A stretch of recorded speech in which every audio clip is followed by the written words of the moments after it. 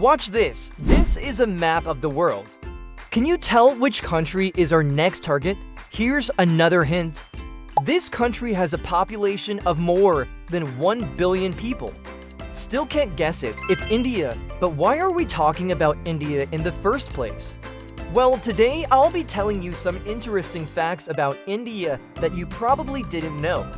So let's get started. Number 1. How did India get its name? India is a huge country with a vast history, and its name is no exception.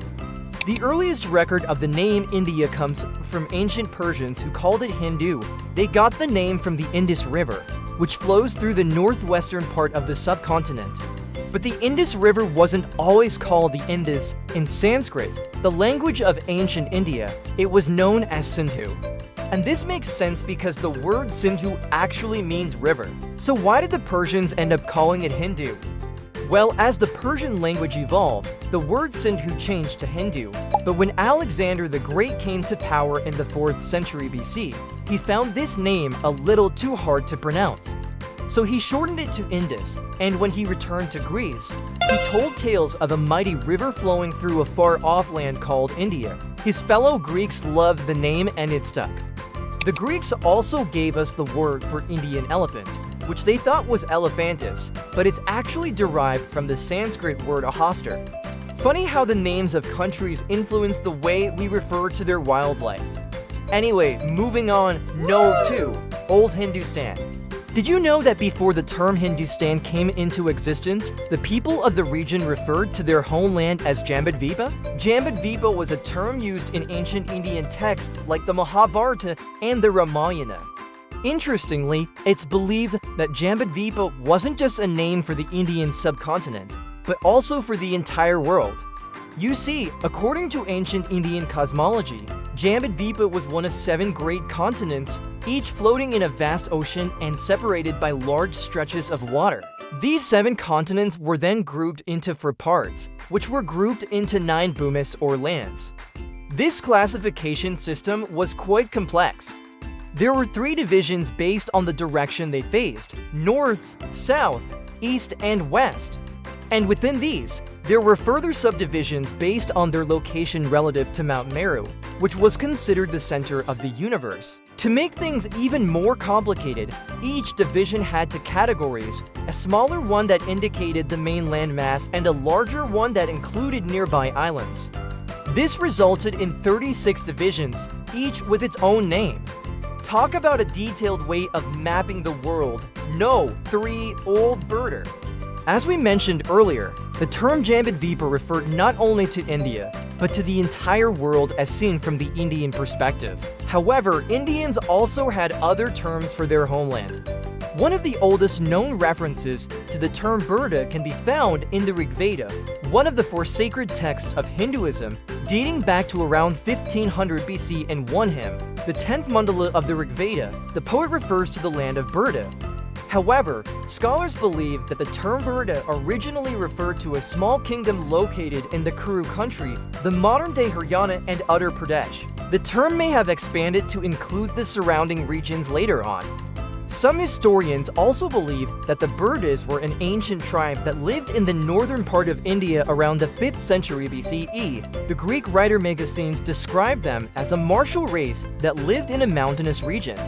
According to the Hindu epic Mahabharata, the Birda dynasty descended from Birda, the son of King Dushyanta and Shakuntala. Eventually, the term Birda came to encompass the entire Indian subcontinent, and today it remains one of the official names of the country. Number 4. Old Kingdom.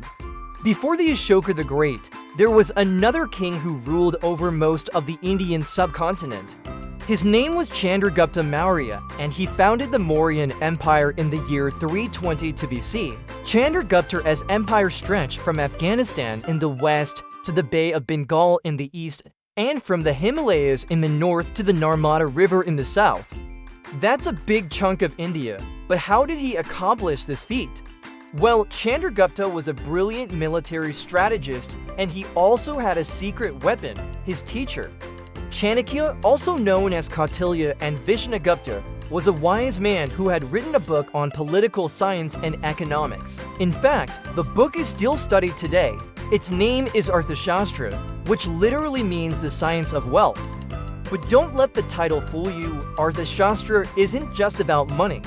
It covers every aspect of governance, from diplomacy and war to law and order, trade and industry. Chanakya taught Chandragupta everything he knew, and together they built an empire that lasted for almost 200 years. And it's thanks to Chanakya that we know so much about Chandragupta's reign. He was the one who kept detailed records of everything that happened during those years. And these records are the only reason we know how Chandragupta became the king of India. No. 5. The British rule. When Alexander the Great invaded India in the 4th century BC, he did not go alone. With him were his wife, Roxana, and his horse, Bucephalus. Now, you might be wondering, what does this have to do with India? Well, these two, Roxana and Bucephalus, left quite an impact on the Indian subcontinent. You see, after Alexander's death, his widow, Roxana, became the queen of the newly established Greco-Bactrian kingdom. Meanwhile, Bucephalus ended up in the hands of King Paris, the ruler of Parava kingdom, who had fought against Alexander. Legend has it that Paris was so impressed by Bucephalus' bravery in battle that he decided to keep him as his war horse. Now, this might seem like a random historical anecdote, but it is actually an important link in the chain of events that led to British rule in India. Why, you ask? Well, let me explain. Centuries later, when the British East India Company began exploring the possibilities of trade in India, they encountered the descendants of Porus's royal lineage. They asked the king where they could buy quality war horses, and the king pointed them towards the kingdom of Mysore, which happened to be ruled by a descendant of Roxana. The British eventually purchased a few horses and went back to England with tales of the magnificent animals from the distant land of India. This sparked the British fascination with India and set the wheels of colonization in motion. What's fascinating is how these seemingly unrelated events came together to shape the course of history. I hope you enjoyed learning about India's past. If you did, please hit the like button and subscribe for more videos. Thanks for watching.